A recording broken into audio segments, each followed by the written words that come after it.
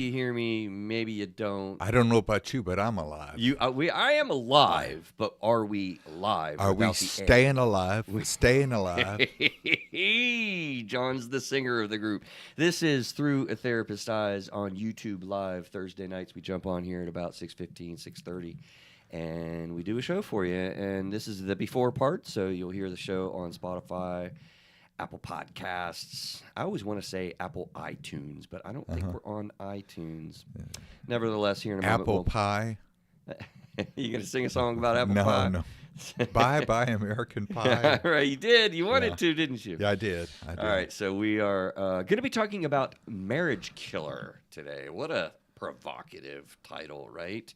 All about resentments. Following up on last week's conversation. I thought it was a good follow-up, really. So this is where you get, no, I'm not going to do my regular intro. You'll get that on the show. This is where you get YouTube Live. Tell all your friends. Help us out. We need subscriptions. So tell somebody that you know, if you like the content, to please push the subscribe button. I don't know. How you doing? I'm doing fine. Yeah. I'm surviving my spider bite. You'll see he's raising his hand on the YouTube. The bloody spider bite. Oh, Brutal. Brutal. Now I'm on blood thinners, but listen, 3 hours. 3 hours of nonstop bleeding. That is crazy. Yeah, I went through like 4 major bandages, and I owe you some bandages because I used some of those Curax. Good. Well, that's why we have them. I didn't, you know. And our PA intern, Nurse practitioner. I'm sorry about that. So I know there's. She helped you out, did she? No. No? You were already bandaged up. She told me to go to urgent care. No. Did she? No. Okay. The VA told me to go to urgent care. So. That's a lot. I'm glad you're okay now. You look clean, so that's a plus. Yeah. Yeah, it's a weird day. I imagine it must have been freaking you out. And glad you didn't pass out. I'm glad I didn't either. Yeah, because that's probably a lot of blood. Well, it was a lot for me. There was bandages everywhere. Oh, my gosh. Yeah.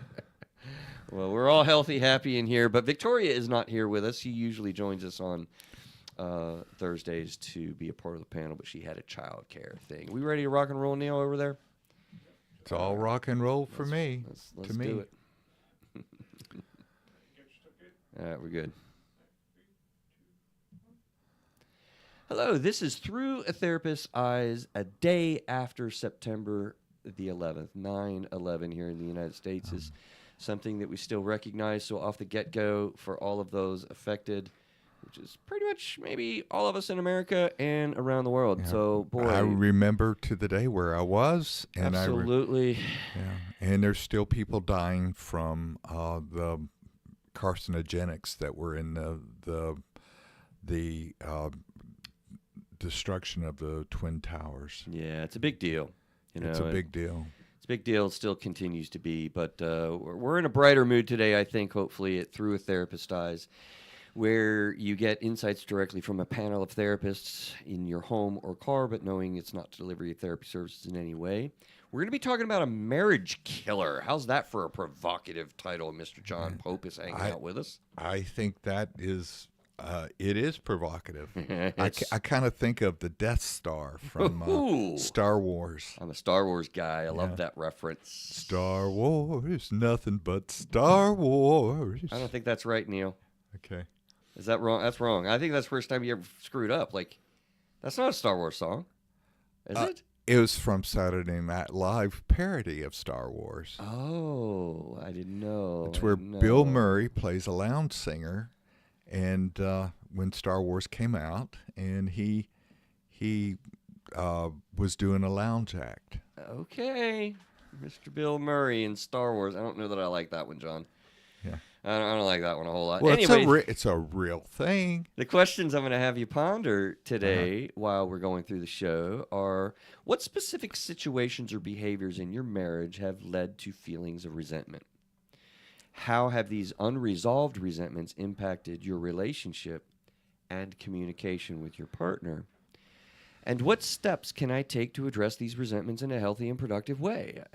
We're going to hopefully give you some guidance and help through all that, because this is a very common reality in marriages and one we deal with a lot in therapy, and thought it was cool to build off of our conversation last week about resentment. So if you haven't heard episode 287 entitled Resentments, stop and go back and listen to that, because you'll get more out of this. I am going to review a little bit of what we talked about last time, but we took a deep dive on just resentments, and you'll understand specificity to marriage a little bit better if you hear that one in depth. So definitely listen to that one, then come back and hear this one. Maybe this is on the way to work, you listen to the other one, and on the way home, you listen to this one. Anyway, see us on Apple Podcasts, Spotify, all those good places. If you like our show and you enjoy the content, it is free for you, but we ask you to please tell somebody. We want to grow. We need to grow. Tell somebody. 5 stars. And John wants 5 stars when you rate it. You're so calm when you do that, but very serious every time. I'm very serious. Like, you mean it. Contact it through therapisteyes.com. Guys, this is the human emotional experience, which we endeavor to figure out together. So, John, what do you parlay from our conversation? I gave you some notice, too, by the way. Did you notice that? You did. I'm going to try to do better. I heard your comment.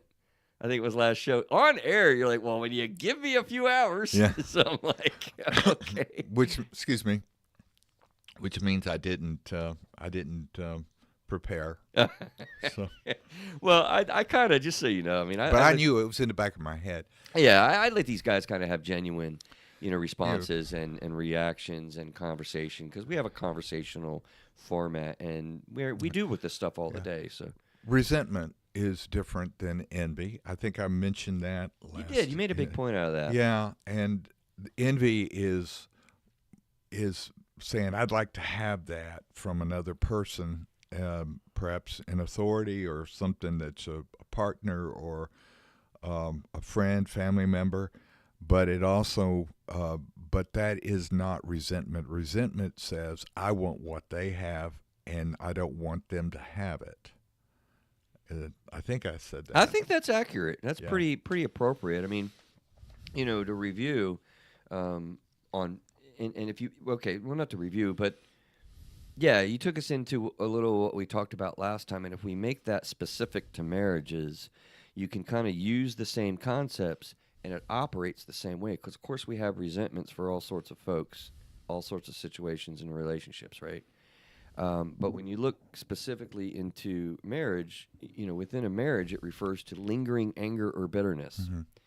Really resulting from unmet needs, unresolved conflicts, maybe repeated frustrations, chronic boundaries, chronic tendencies. There's different things in this specific close attachment that people, I don't know, man, go to battle, go to war, sulk. Well, there was a movie with Michael Douglas and she was... but it was a War of the Roses.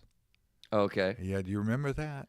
From about 30, and they were battling. I didn't watch it, but it's classically referred to. Yeah. I'd be curious. Kathleen Turner was the other one. So tell me about the movie, because I've never watched it. Well, they were a couple that were headed for divorce, and they got very territorial. They had everything. They had money. They had the kids. They had all the things. Danny DeVito was in it, but one of the things was that they kept saying, "This is mine. No, that's mine," and they basically killed each other by accident because of their battle. They got to the house and they basically had a chandelier fall on them. Oh dear!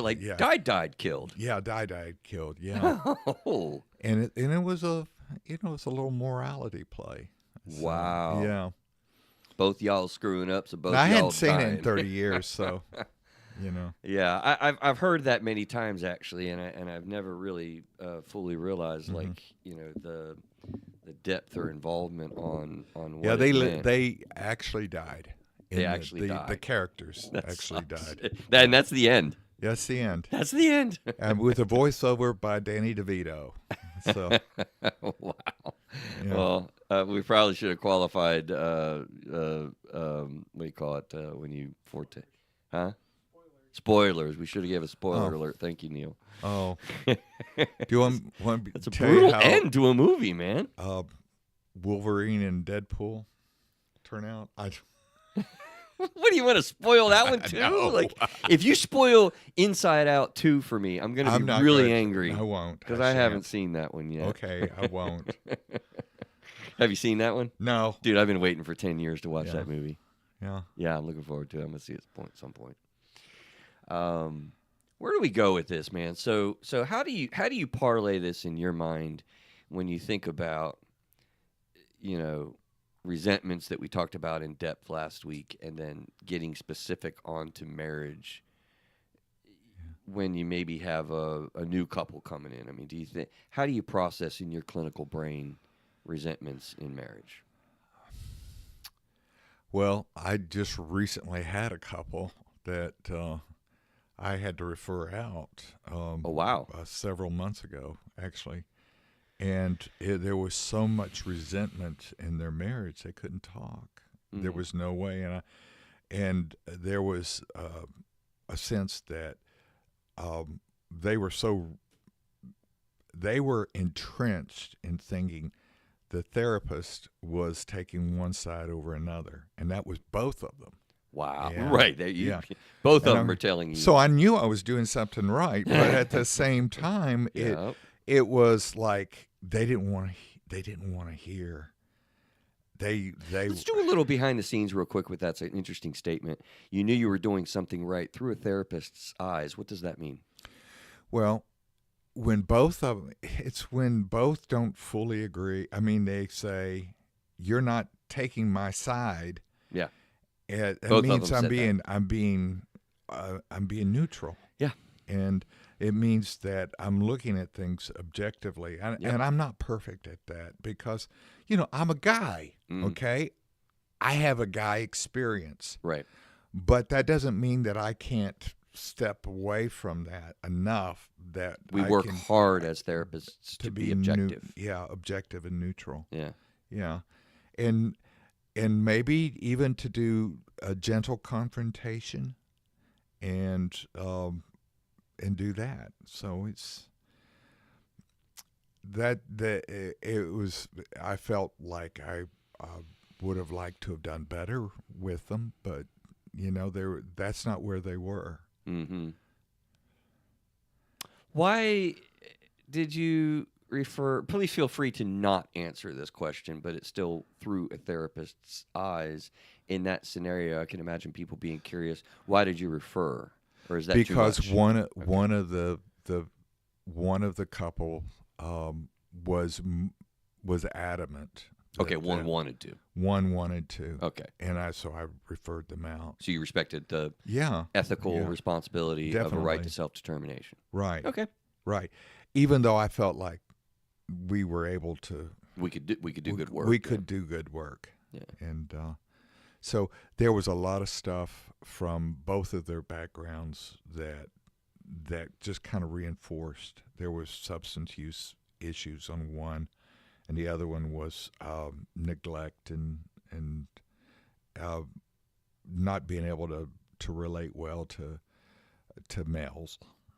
So. Which is an interesting comment because we will not probably tonight spend a lot of time on this reality, but I'm glad this comes up, kind of on the front end because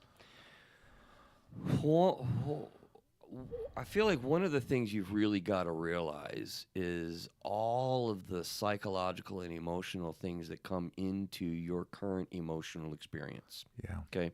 It's never really, and I use that word carefully because it's a permanency word, but I think it fits maybe to say that it's never really just exclusively the situation or even the person in front of your face when you're dealing with these resentments. It has a lot to do with life experiences, life's relationships, all the way from the beginning to now that are all a part of your psychological system that plays into all that you're experiencing. And Is that when fair? yes, and Never. Is that word too much? no, Yeah. that's not too much. All right. In fact, I think we make a mistake when we think we can enter into something like a blank slate, a tabula rasa. Yeah. Rosa. Doesn't You can't. It doesn't work that way. not You're realistic. carrying generations of stuff in your experience.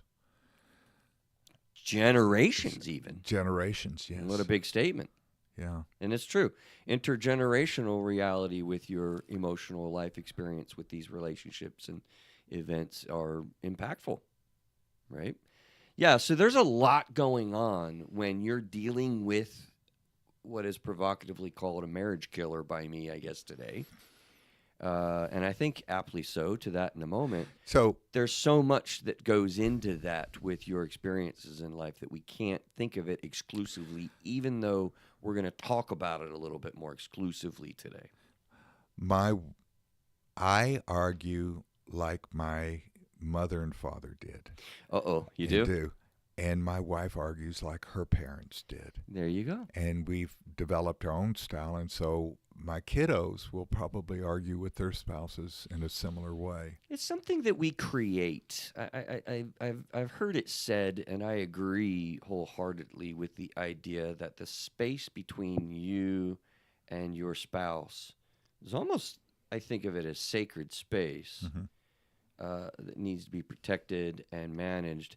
But in that space, those two people are creating the energy and the dynamics that you create together. And so I love that. You know, yeah, your wife has her life experiences, you have yours, and then we create together. I'm going to use the word that you use. May I be so bold? Absolutely. Okay, to say that if you don't have arguments in your marriage or with your partners, Right. you're not actually doing the work that needs to be done. That is a bold statement. Yes. Back it up. May Why I do you be say? so bold? Back it up. Why do you say? Well, I think that if you're if one person is not, let's say one person is a dominant personality in the relationship, and that other person doesn't say anything, and just sort of takes it, and is not expressing himself or herself, then the marriage is just one-sided. It's not a give and take. And so part of the dance is to sometimes have arguments. Yeah, they're normal. Normal. They're right. necessary. It's when it becomes screaming matches or Yeah, whatever. I do that sometimes. Yeah. Not good, Not right? good. But you're answering the second But question. you're being honest. Yeah, absolutely. Please don't put us on a pedestal, just so you know that. No. Joy and I we still argue. Yeah, right. I mean, it's a And part I'm of right. living, huh? And I'm right. He's usually right. Yeah. So he says. I would imagine Joy might have something different to say about that. But you're answering a little bit of the second question. How have these unresolved resentments impacted my relationship and communication with my partner? You just laid that out for us in a big way. Yeah. Inequality gets developed because, you feel the injustice and all the things we talked about last week, that we'll talk about in a second, common causes. I'm going to review that because it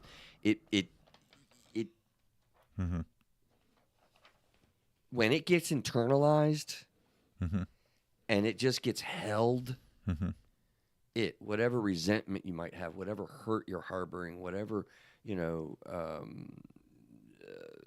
lingering anger or bitterness that you have, whatever unmet needs that you may not even know are there, these all contribute to this state of mind that you get into that's a marriage killer.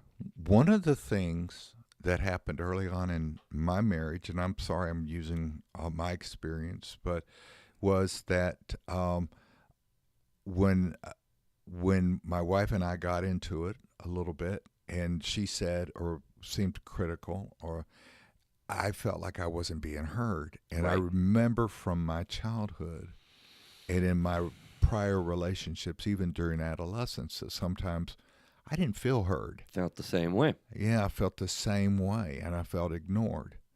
But I will not be ignored. Didn't like that. Humans don't like that. No. Yeah, but thank you for that. I mean, it's a really good example.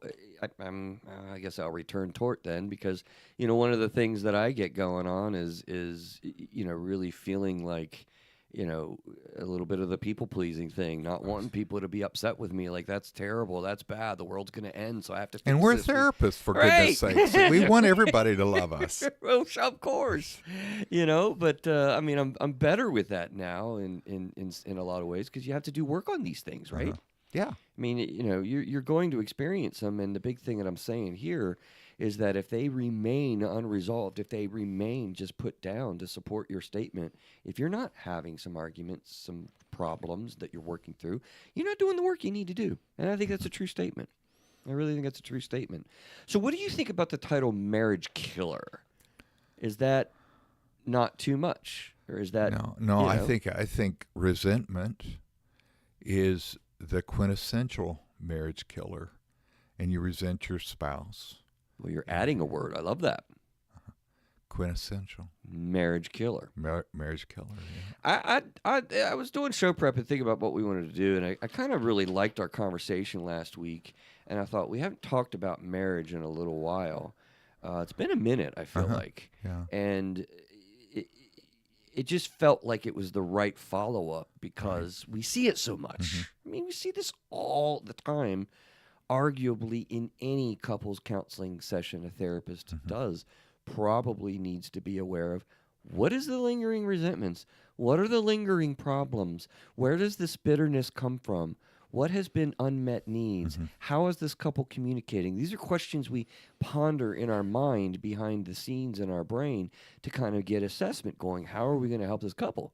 Because that's probably a good go-to space to explore. You will likely find new therapists, or even experienced therapists. I'll tell you, you will likely find this stuff there. Every time, in some form, fashion, or another. So what are the common causes from last week? Real quick review. Betrayal, and this is just any relationship. So we said common causes. Betrayal in relationships, romantic, friendships, or family, unresolved conflicts, unmet expectations, or perceived injustice. That's a big one. You've got an imbalance on me. You have been unjust towards me. Boy, that'll get you. Holding on to past wrongs without resolution. Those are the things we talked about. But if you think about what do you find is always a fun question, John, the main conflicts in marriage? I mean, I've got a few written down there, but I'm curious off the cuff. Don't look. What do you think the main marital conflict areas tend to be? Well, for me, in my practice, it's been money. Money. One of the big ones. Infidelity. Betrayals, yeah. Yeah, sex. Money, sex. Not having enough. Yep. And not intimacy.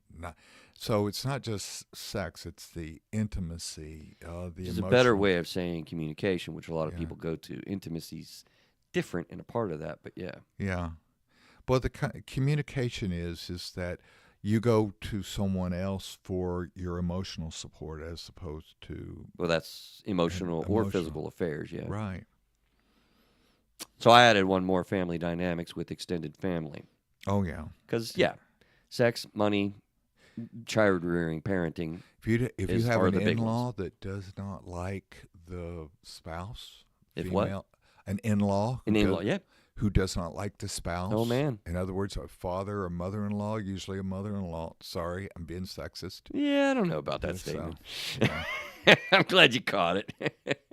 Because father-in-laws can be difficult, too. Yes. It isn't just the shows on TLC with crazy mother-in-laws. It's crazy father-in-laws. That's what I just said. Yeah, you're right. Right? Like, it creates, I mean... Look, even if you think of being newlywed, like, okay, well, we do Christmas this way. I'm with my family every year. Like, you're married and you're coming to my family's Christmas events, right? What about my family, says the other person. We do. Right. It took us 20 years, but we figured out that we go to Joy's side of the family for Christmas Eve and my family for Christmas. You know what I started to do? What? We started to take Christmas Day trips, vacations. Uh-huh. the four of us, Oh, that's good. right? It was just, we got to a place where, that was good for the boys, and, it was good travel, and it was a good break, and we did that like 4 or 5 times now, actually. So Good. a little Our bit of a routine. families are both in the same town. And that's so- not for any particular reason out Right. there. It's just what we started to do to be different. But I don't want to be on the road on Christmas. It's kind of cool. Not on the road, but you're in You a can't city. Like find we a- were in Savannah, and it was so chill. Uh-huh. It was a great trip. Was there a McDonald's open? Well, McDonald's is always open. No, we cooked in the Airbnb. It was nice. It was It good. It was very cool. Yeah, it's usually off season, and so you get like we went. Did you to, wear a sweater and a stocking cap? I did not, but we did go to a very cool, extremely cold. My God, when we were in Savannah, it was frigid. It was also frigider, if that's possible, when we went to Snowshoe, West Virginia. Oh yeah. Oh man, that was I've been there. cold. Yeah. Dude, that air was blowing super hard at 5 degrees, making it wind chilled low. Maybe below. It was bad. You didn't want this. So, air to in touch other your words, skin. family trips really work for you. Yeah. Yeah. We really got into enjoying them, right? So there's different methods, different things. Again, you're creating what you create together in this family unit. So if we look a little bit different on what are the common causes for all this in marriage relationships, we're naturally landing on some of these things that I brainstormed. You mentioned an unbalance. If somebody's internalizing, that's tough because you internalize, you numb out, which we know from emotion-focused therapy. Mhm. That's usually one of the two people, if not both, very rare, but at least one. So when there becomes to be an imbalance of division of responsibilities or emotional interaction, that's tough. Let's just go slow for each one of these things specifically for marriage. What do you think about the division being unbalanced for various reasons? How does that work? Like what kind of balances are we looking for, or what kind of unbalances do you think occur? Okay, so are we talking about, let's say, household activities or chores, or Can be. Yeah, I think so. That one of the spouses feels like she or he is doing a lot more than the other? I got a good moment to share that demonstrates this. It just occurred to me. Okay. When I was a young man, we were not newlyweds, but our kids were little. And I had a moment because I was probably stressed at work. I don't know. It was a long day, probably. Because I came home, John, and I walked in the foyer, and I had my bags. I usually set them down, and I immediately go change my clothes because that armor needs to come off. It's one of the ways that I mentally take care of myself and get into my home clothes and get into the evening and leave everything at work. So I come into the foyer, and I walked into the kitchen, and, dude, the kitchen was a mess. I was just fit to be tied, man. I was just like, look, this is ridiculous. There's freaking cookie crumbs all over the counter, or whatever kind of bread dishes in the like leftover food was. I'm like, dude, this am I? Do I have to do everything? Like, what am I doing here? Like, this is not right. This is imbalanced. This isn't just. I was stinking thinking. You heard that term before, right? Oh yes. I was stinking thinking, but then it dawned on me. It's like, wait a minute. What am I doing? What am I thinking? This is ridiculous, Christopher. That's what I called myself. Christopher, stop it. That's what my mother calls me. So when I'm getting myself in trouble, I'll do that. Right? And I'm like, your cleaning level standards are like at a 7. Okay? I like a clean house and whatever. Don't get me wrong. Maybe a 6, John. I'll be honest. Hers are like an 8 or a 9. Okay? So it dawned on me, wait a minute. If she's at an 8, I'm at a 6, and this is driving me crazy right now. Boy, she must not be feeling really good about this. And it's this way because she's tied up with all sorts of other stuff. We have 2 little kids running around everywhere. Division of labor. Right? So I cleaned the daggum kitchen up, put my stupid stinking thinking aside, and got into the evening. And as far as I recall, it was a great night. Right? Right. I mean, I feel like that was a good moment, That's a good resolution. and I resolved it And so you had internally, and you were empathetic at the same time. and then I developed compassion. Yeah. Like, you could turn it around when you feel yourself going into a state of mind where these resentments, for any one of these reasons that may cause this to come out, and switch it off. But boy, John, that's hard to do. Mm-hmm. I don't think people do that really very often. And maybe I'm jaded because of what we do. But how successful do you think people generally are at handling something like that? Now, I've screwed up many a times with my resentment states, by the way. That was a good moment that I shared. So there are many others where I just didn't. But what do you think? I agree with you on that. I don't want to betray anything with my couples, but there are times that a spouse will feel so unappreciated and so unloved because the other spouse doesn't really contribute emotionally or in terms of showing. They get checked out. They get checked out, yeah. And they'll go away and do their weekends, and yet the spouse is left to tend with the kids, and that's not just females; that's males and females Absolutely. that do that. Yeah, Yeah, girls take girl trips. Sometimes they take a lot of girl trips. Right. Yeah. They're checking out. So you kind of touched on this next one, lack of emotional intimacy or support. It's funny, I don't even make the comment as much, I think, anymore over the last several years to qualify intimacy. I used to feel a big need to qualify that. Because you say intimate, people go to sex. Mm-hmm. I probably should get back to quantifying that a little bit, because that's not what we're talking about here, John, right? Obviously. Right. Do you care about the other person? Intimacy. Yeah. You share your heart. You could be intimate with friends, Right. and not have sex with them. Right. It's basically you're sharing your heart. Mm-hmm. And maybe Scary. it is scary and can Hard. cause resentment when somebody shares their heart with another person, but not with the significant other, the spouse. And you know why I think people tend to Or partner. avoid this or have to low levels of this? Intimacy, closeness, very closeness. Mm-hmm. Your marriage is the closest attachment that you will have in your life, truly, Mm-hmm. period. It's terrifying. It's easier to talk to people when you have less skin in the game. You have the most skin in the game with your spouse, so when they're not sharing stuff with you, it's because they're terrified.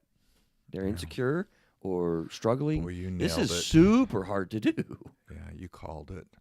right? Yeah. Very, very, very hard. But when you don't fight through that, as you say, you don't have arguments or you don't have fights or you don't work through it, you're struggling to get the things done that you need to do.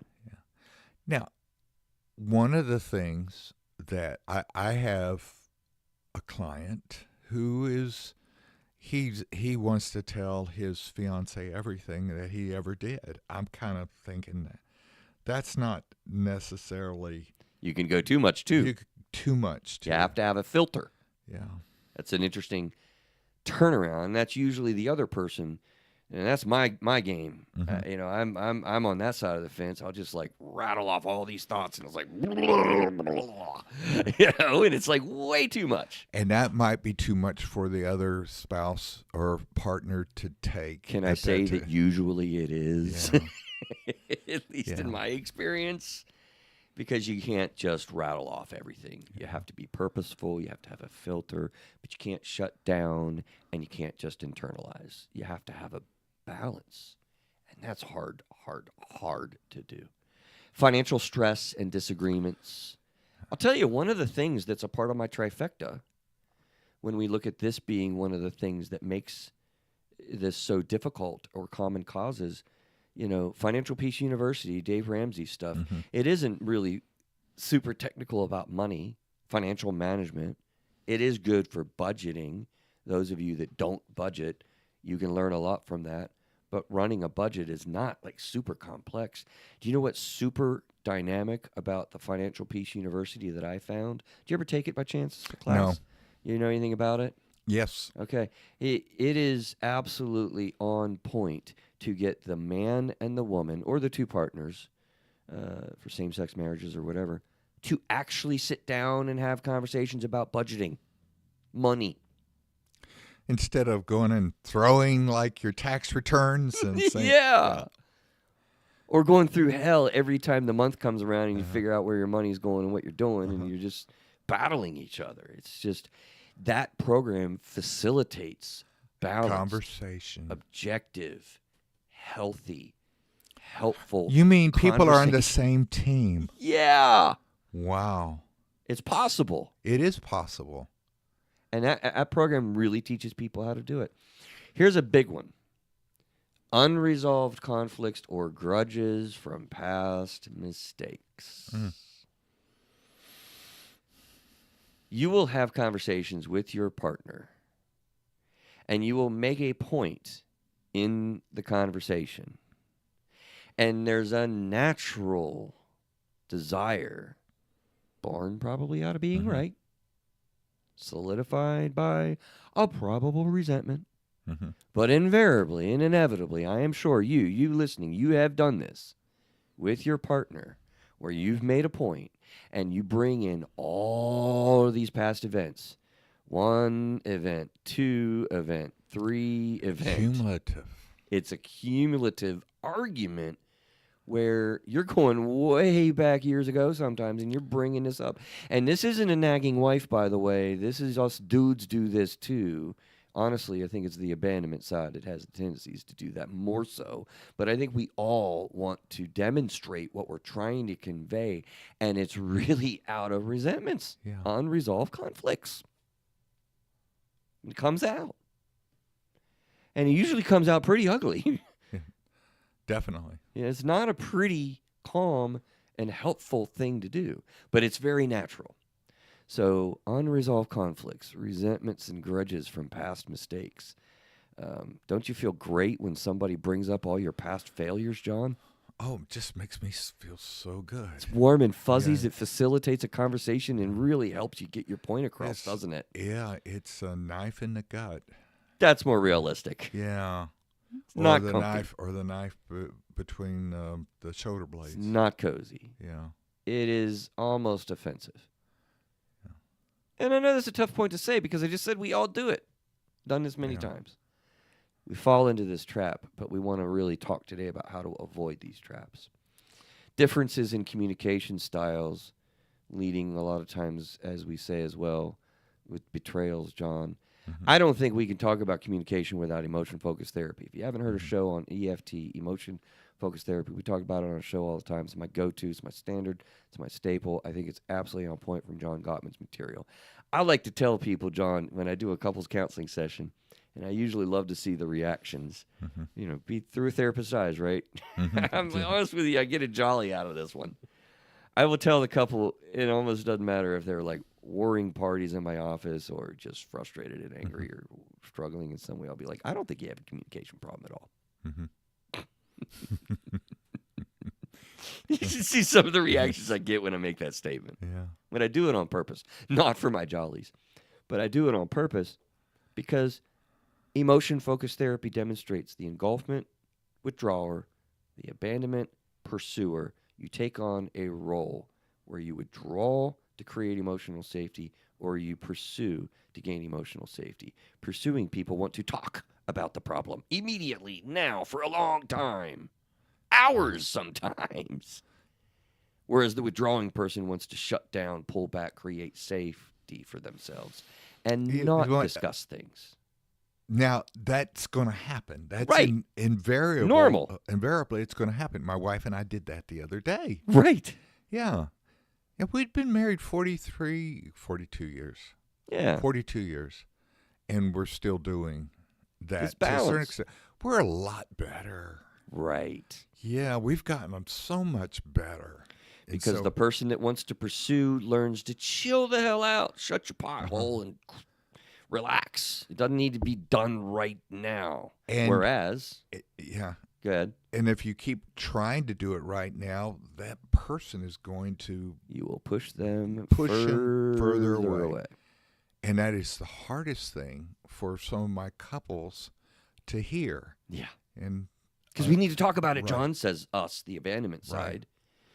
But the withdrawing side needs to like, hey, show the heck up. Sit down, have a conversation, discuss something through. Now, that can be usually 15, 20 minutes. We don't want to do hours, by the way, guys. 15, 20, 10 to 30 minutes. Like, we want to have a shorter conversation. It's more like a skirmish. Yeah, I like that. Yeah. Have skirmishes. Not battles. Not battles. Right. You have limited ammunition here. You're Right. only going in with one bullet. We're having a duel. No, that's bad. Yeah. I like your skirmish better. Yeah, we don't want anybody to get wounded. We don't want dueling. Dueling is Yeah. bad. Okay, let's move on though. But this gives you a little bit of an idea of where this comes from, where this goes, how this operates specifically in marriages. How does this impact marriages? We've talked about this a little bit, right? Like, it's come up naturally in our conversation. Emotional distance we just talked about. Communication breakdowns. And again, I have a different take on this with the EFT thing, right? Like, I don't think communication breakdown happens. I think communication breakdowns after, as a result of one or both folks are not handling those primary insecurities of abandonment or engulfment very well at all internally. Back to that little example, for example, that I actually did a good thing internally when I came home and saw the kitchen a wreck. I could have very easily and probably many times have gone this route, unfortunately, instead of saying, this is a problem. We need to fix this right now. And march in and find my wife and have a conversation about the kitchen and like You could have been a what is tyrant. going on. I could have rolled right through her, rolled right over her, and criticized, unfortunately, and been just pushy with like, hey, what's the plan? Can we have a clean kitchen? And that sounds a little bit ridiculous of me, I know. And I'll say, like I said, we did that. I've done that many times, unfortunately. This time I did it really well by canceling out my own insecurities, canceling out my own stinking thinking. I'm doing more than her. She's not doing enough. That's crap. And I beat it out of me. I got rid of it, and I just cleaned the kitchen. But many times over, we're not having a communication problem. We're having an insecurity problem. Right. And then we're behaving badly on it by either shutting down, saying nothing, numbing out, or blowing through, blowing up, blowing out. We want a balance. We want to learn how to Give and take. Choose your battles. Flexibility. Not taking things personally is a big deal. Like, we want to learn how to cope with that. Right? So, yeah, communication breakdowns. I see that a little bit different. This is a big one. Let's pause here on the erosion of trust is a huge factor, specifically on marriages when resentments are very active. What do you think about that, Mr. Pope? By the way, random fact, Miss Victoria is not here. Right. Yeah, she had a child care thing, guys. Sorry. That's erosion of trust. It is not. I have not eroded You've lost trust with, in her. I did not. That's not true. Yeah. I don't think any of us do. But she just had a child care thing she had to take care Yeah. of. So what do you think about the erosion of trust? Well, to me, that's one of the biggest things is erosion of trust would be is, let's say, this one of the spouses or partners is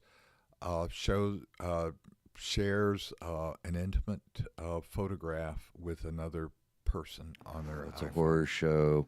It's well, and they get past that. So let's say They can. They can. We can. Or they say they get past it. Right. Yeah, and it comes up like you had mentioned earlier. Goes back for a long way. There's clients that have struggled in couples that have had pictures sent, intimate pictures or texts sent, and it's brought up time and time again. because For years. for years. And sometimes one of the clients doesn't engender that. Well, I could stay on social media, or I can stay in Snapchat still, or TikTok. And the problem is that person is not engendering trust in the other client, in the partner that's been, I would say, more aggrieved on that case. Or The betrayed partner. the betrayed way I partner, refer to it, yeah. betrayed partner. On the other hand, a client could keep his nose clean or her nose clean for forever, but that other partner cannot let go, and still accuses that person of that. I think you're absolutely on point, of course. I want to quickly change off of that, though, and stay on the trust topic and highlight how obviously there's going to be major trust problems when you're recovering from even just an emotional affair, and not to minimize that over having an affair and sex with somebody, because it's all a horrible experience. It's And traumatic. It's traumatic. It is absolutely traumatic. Because you've made your ultimate trust and care in this other person, and whether or not has a traditional definition of marriage or a relationship, it's still there. It's ingrained in us. But it doesn't have to be in that circumstance. Mm-hmm. Okay. Follow me for a minute. Trust operates, I like to point out to people, on two different planes. One plane is trusting the person's intent. Mm-hmm. The other plane is trusting the person's ability. Mm-hmm. Okay? Trust also is on a full scale, a whole continuum. The first and the second plane, both at the same time, go from 0, which you kind of can't trust somebody at a level of 0. That's a little bit difficult. But you can get pretty low. Or 100 and everything in between. And you also can't trust somebody on 100. I don't care about your healthiest relationships that are out there. You do not have that high level of trust. People will talk about, I trust you or I don't trust you. That's not accurate enough. It's a scale, and it's trusting the person's intent. John, you're a great guy. Thank you. If I fell out on the floor, though, and I couldn't breathe, and you came at me with a pen and a knife, and you grabbed my head, and you went for my throat, I'm going to tell you, like, no. No. No. I trust your intent to help me, brother. So I was going to trick you. Yeah. I was going to save your life. I do not trust your ability to put a pen and a knife in my neck to save my life. I'm scared, so go call 911, okay? Yeah. I trust the paramedics' ability much more than I trust But yours. I'm not going to let you pass either. Okay, well, I'm going to pass out, and then you're going to do that because I'm not going to stop you. Yeah. right? right. So I trust your intent wholeheartedly in that situation, but I do not trust your ability. Now, think about that. Mm-hmm.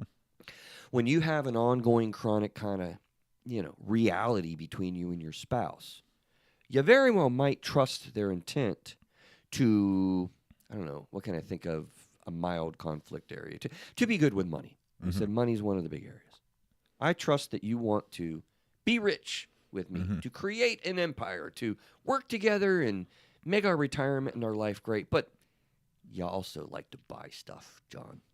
And my trust in your ability to be balanced, frugal, and with me on our financial goals is low. Yeah. Because I know your spending money is going to go, and then you're going to go for more money and get more stuff that you want to do because that's what I've watched. I don't trust your ability. Right. Now, I'm obviously making this up. But it's Are accurate. you? Are you? I don't know you well enough to know how you spend money, man. No, I think you're very appropriate with everything you do, John. You're Yes. awesome, but thank you for playing along. All things in moderation, including moderation. Yes. Yeah. Well, okay, I like that. Yes. But look, this goes on with finances. This goes on with parenting. I trust that you want to be a great dad, dude. But I don't know that I see your ability because I see how you interact with the kids, and I don't trust you badly with your ability. Well, this is a real life experience because my wife and I have had a different experience raising kids, and I think that was an area that she questioned me sometimes on my type of discipline. Yeah. And I did the same thing because I questioned her lack of discipline or perceived. And the truth is that we we're both doing a good job. Right. Yeah, but it was the perceived lack of ability. It requires a whole lot of grace. Oh yeah, Talk about that, because I know you love that topic. yeah. Well, I think that's one is that there's self grace too, because you can say, well, maybe I lost. Fair enough. I did that. The other is that the person that may be reliving their own childhood experience with discipline might perceive what the other partner might be doing is too harsh, when in fact it wasn't. But and so that person has to reflect and say, okay, I'm going to have grace for my partner. Now, I'm not talking about anything personal necessarily, but it's something where if you're not having some sort of disagreement in parenting and how to do that, definitely something wrong. Something wrong. Yeah, definitely something wrong, because parenting has so many. But grace is something, it's self-grace and grace within the marriage. So in other words, it's grace for grace for yourself, grace for your partner, grace for the marriage or the relationship together. Give yourselves a break. Bottom line. Yeah. Give yourselves a freaking break. Be kind. You have so many pressures in the world around us, and we're going to add to them. Like grace says, relax, get through the moment, the day, the event, the deal, and patient. Slow down. One of the best things, and this is, and not everybody has this, but in my wife and my own experience, both parents, the in-laws, were very supportive and never interfered with how we parented or how we took care of our children. Mm-hmm. It's a big factor, actually. You're right. You took me back to a moment in Florida. I get to compliment my in-laws. Little kiddo was running across the lanai. They have a pool and a lanai, and he tripped, skydive, chin planted into the ground, bleeding. Not quite as bad as you were bleeding yesterday, John, thankfully. Yeah. But it was scary. I mean, he was like 5, But my father-in-law looked at his wife and said, back off. Stop. Don't do that. Don't help. Don't fix. Because he knew that, his daughter and I needed to tend to our son. Needed to, do the process. Now that's good parenting. It's absolutely good grandparenting. Yeah.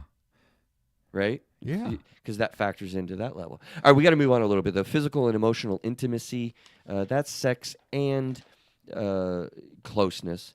In that case is kind of, I think, what I mean by, again, how are the impacts? Physical and emotional intimacy is huge. It gets lost. It gets limited. It gets sometimes destroyed.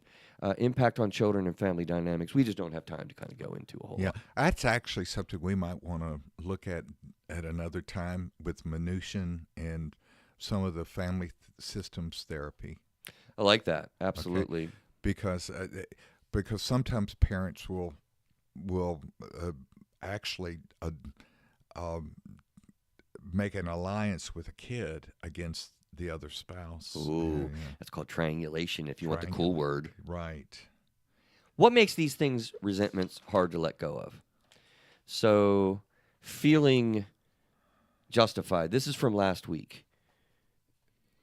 Any resentments, okay? Again, if you didn't listen to the show last week, you want to tune it in because you'll get more out of what you're listening to, even though you've gone pretty far by this point.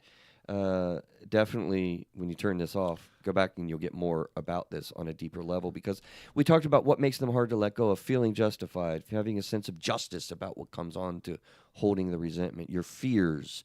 Fear drives a crap ton of this resentment stuff. Fear is a marriage killer, too. Right. Okay. It drives out love. Definitely, suffocates it. Suffocates it. Lack of resolution or closure to things, feeling a need to be right, trying to control things we cannot control, fear of change, and poor self-esteem. Boy, it's hard to do any of this stuff if you don't feel good inside about yourself to even start. Right. Okay, that's what we talked about last time. We took a deep dive on that. What makes this specifically hard in marriages?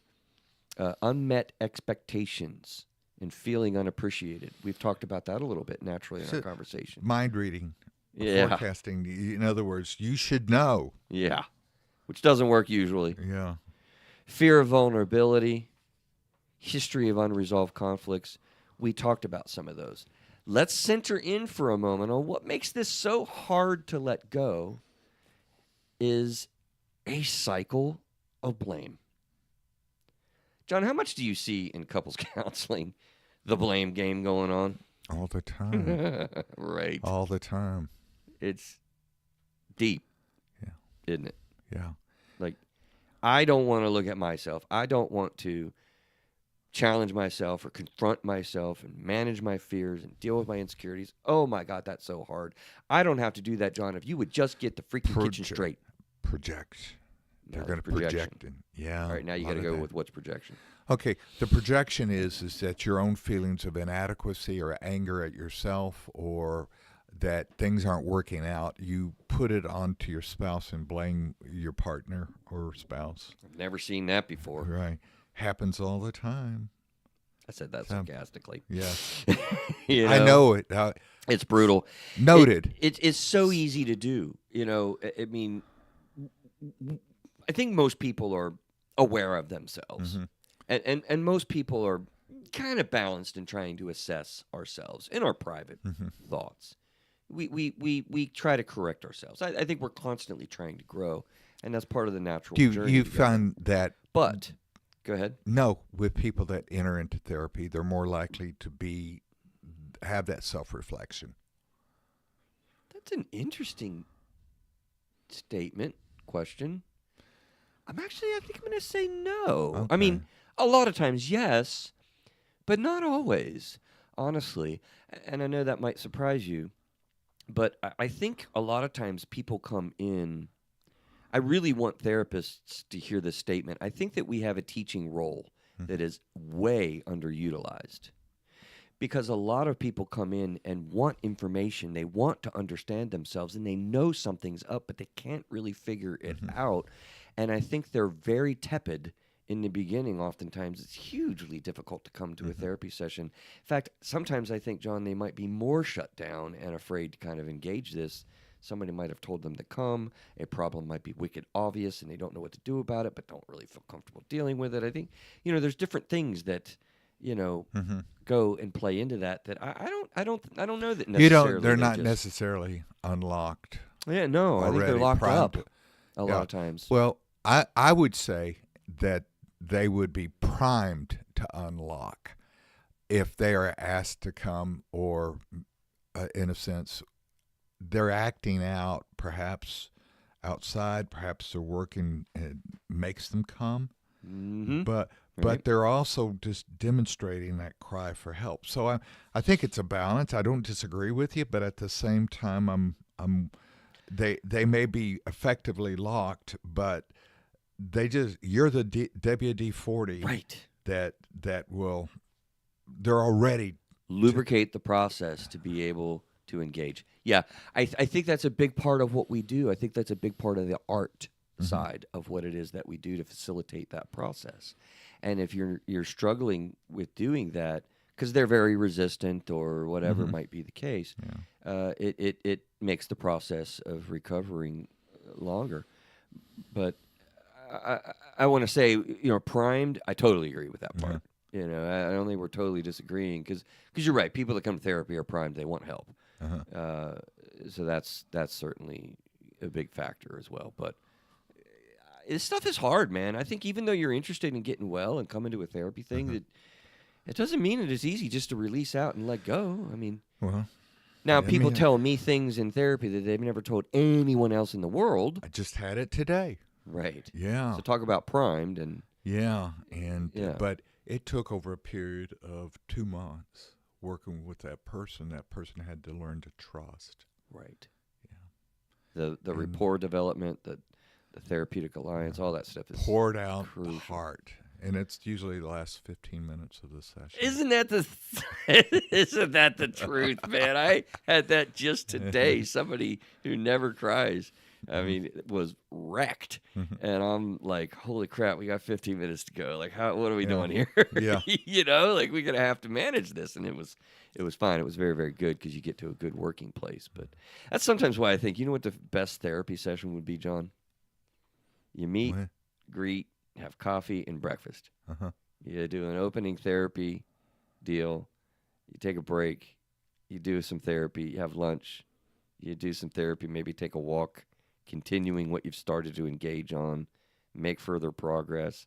Have dinner together. Wrap up and go home. And I've never done my ideal therapy session. Uh-huh. I had he was a social worker, by the way, in Florida, and he had me walk with him. Yeah, I've done that many Yeah. times. Yeah, that's really good. You go out sometimes. Absolutely, brother. I can't wait to have my walking therapy session. Sometimes going down to see the Catawba River by our office. It is great to do that. Although not until now, because until now it's been way too hot. I come back like dripping, so it has to be fall. Yeah. Sometimes winter in this area. I can do that, but okay. How do we manage these dang things? These dang resentments? These darn marriage killers? These horrible experiences? Because man, resentments suck to hold, don't they? You know, as they say, by the way, resentments hurt the person holding the resentment. They do not hurt nearly as bad the person you're resenting. So when you're doing this stuff, understand, ma'am, you're doing this to yourself. Big threat to not have to be 100% right 100% of the time. I think I got you trumped. Okay, Mr. Trump. Whoa, not Mr. Trump. Trumped as in trump card. So because what just popped in my mind when I asked that question out loud was knowing that you have the resentment in the first place. Yeah, acknowledging it. Right? Yeah. I feel like that is a huge piece of managing it, because how many people have resentments and don't even know that they have the resentments in place? So, in other words, your eyes are opened. Right. The scales fall off your eyes. Again, it's almost a spiritual, religious kind of thing. Can be. Mm-hmm. Can be. Doesn't have to be, but it is something that is letting go. Right. And in other words, letting go of what you're holding on to so tightly. But you don't know that you're holding on. You can't even begin to do that. And if you can open your hands and let it go, you can actually see things as they actually are. And you might even be able to give your partner a hug when you let go and your hands are open. Yeah. Man, I really hate it when she comes up and she wants to kiss me and hold on to me. Yeah. Yeah. You're worked up. Because you're not ready for that. No, I'm not ready for it. Yep. But she does it. Yeah. And you know what? What? I love her for it. All right. Wow. You get through it. I get through it. You really got to have that balance, man. Yeah. I mean, you do have to be aware of them, and I agree with you wholeheartedly. Forgiveness and letting go mindset is. But I'm going to say, I'm going to use your thing from a little bit ago here as well, and say, you start by forgiving yourself. Right. So many times you're angry at yourself, your self-esteem is low, and so to get well, we have to kind of deal with your own internal insecurities, your own internal anger, forgive yourself, then you can forgive the resentment. You're talking about patience too, aren't you? Oh, yeah, I hate that word because I suck at it. Because you're saying... I don't anymore. Because it's a process, it's an unfolding, and so it's part of our natural growth. Yes. Yes. And I know that sounds all kumbaya and all that stuff. Definitely sounds therapeutically from a therapist, but it's true. Yeah, it's true because it's a journey, isn't it? I mean, we've used that term a lot too ad nauseum, but it's how would you know you're holding on to a resentment unless you begin a process of letting go of one of the other resentments, right? That you are aware of. Which gives you a little bit of hope too, John. It occurs to me even as you say that when you do this successfully once, maybe you have a successful cookie crumb moment like I did in the kitchen years ago, it's easier to get the second one. Mm-hmm. It's easier to replicate that. You know how you did that, you can do that again, and you can look at, well, what else do I got to let go of? And it begins to be fun. Oh, because it feels great. Like, I'm freed from this pain. Listen to the way I said that. Yeah. I'm free from this pain. The other partner might not even know that you went through anything. Yeah. because it's an inside job. Okay. Active listening, managing internal emotional experience, enabling objectivity. Actually, is what I just said. That's actually active listening. What? Active listening. People talk about that all the time. I hear you saying, yeah, no, active listening. Right? But managing internal emotional experience enables you to be objective. Therefore, you can then engage in active listening. I would argue that you can't do that without that. Yeah. But people don't really think about that in advance. All right, empathy and compassion we actually mentioned. Yeah, again, Go ahead. we talked last week about humor a little bit. I'm seeing that being able to have humor about yourself. Why so serious? You know. We don't have time to layer into it, but we've talked about on the show that fits right there with your statement, John, is the skill and ability to not take things personally. Wow, that's hard. Setting realistic expectations. We talked about making agreements. Then you can have expectations. But setting unrealistic expectations where you don't even have an agreement, you're doomed. Rebuilding trust and emotional intimacy, we could do a whole show on, but being purposeful about that. This is a really, really, really good reason to get counseling. Mm-hmm. That's how you manage these things. This is really, really hard to do internally. As a matter of fact, chapter 1 of my book that I wrote on marriage is that the best marital counseling is premarital counseling. Yes. Right? So, you know, even in a healthy relationship, it would be really beneficial to kind of get tune-ups, to go get objectivity from somebody else, to kind of pick up some skills, you know, like don't hesitate, man. You get a little bit sideways, go. Uh-huh. But unfortunately, people wait to the 9th inning down by 3 runs and have 2 outs, and they expect us to kind of make miracles happen, right, John? Right. Unfortunately. I think so, yeah. We see that a lot too, right? Don't wait so long. If you feel a little edgy, get there. Yeah. It's not when I've done weddings before, and let's say the groomsman comes in and he's drunk, and he's kind of being forced into doing the marriage. It's probably not a good time to get married, you know. I'm sure your brain has been buzzing more than once when you kind of see some of those situations, because I know you've talked about it before. Yeah, it's like, right. Oh no, boy. Have you ever told someone don't do it? Yes. You have? Yes, I have. Oh, wow. And stopped it right before I did it. Oh, man. And does that happen very often? No. Yeah. Fortunately not. Very rare?